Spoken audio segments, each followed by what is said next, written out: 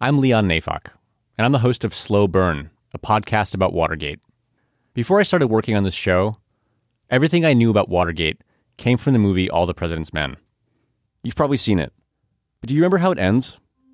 Woodward and Bernstein are sitting at their typewriters, clacking away. And then there's this rapid montage of newspaper stories about campaign aides and White House officials getting convicted of crimes, about audio tapes coming out that prove Nixon's involvement in the cover-up.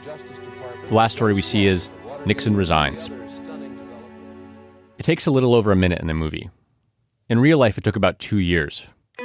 5 men were arrested early Saturday while trying to install eavesdropping equipment. It's known as the Watergate incident. The Democrats are making an issue out of it. The Republicans were fairly successful at making people think that the Watergate break-in was politics as usual. What was it like to experience those 2 years in real time?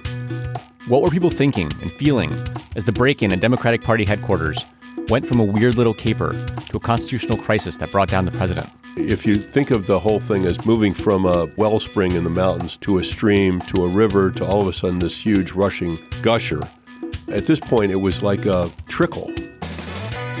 As I found out, those 2 years were littered with incredible stories that have been all but forgotten. There's the story of Martha Mitchell, the wife of Nixon's first attorney general. The break-in, that was the beginning of my being held a prisoner. The story of Curtis Prins, congressional staffer who was one of the first people to investigate Watergate.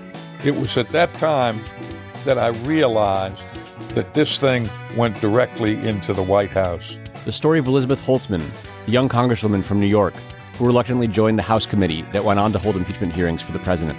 You could be sure that I would have scratched and clawed to get on that committee if I had had an inkling of impeachment. But I had no inkling, and the powers that be had no inkling, and I'm sure the president had no inkling either. In my career as a correspondent, I never thought I'd be announcing these things. Oh, we were kind of on a high.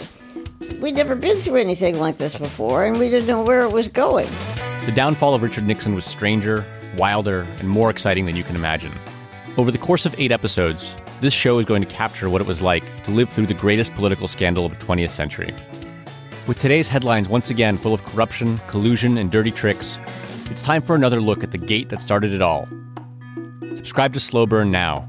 The first episode will be available Tuesday, November 28th, wherever you get your podcasts.